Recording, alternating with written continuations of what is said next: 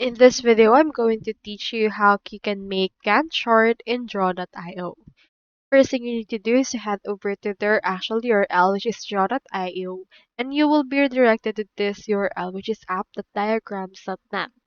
Now, into this case, in order to create a Gantt chart, we just need to head over and then click onto this arrange, then click onto this insert, and then into this option, you can see this option for the image, shape, and the likes.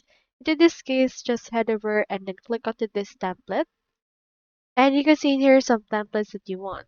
Now into this, just click onto this search and search in here for Gantt. Now you can see in here some Gantt charts options. So for example, in this case, let's head over and then click onto this. Click onto this insert option. And then as you can see, it's now been added. So this is just as easy as that. You just need to change up the actual details like here, like the task name, duration, start. And you can also change right here what's the actual color for each of them.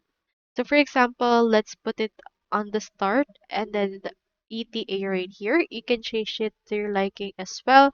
For example, let's change it into 050612, and then it shall be changed altogether from that, and you just need to adjust it right here in order to reflect the changes that you have made.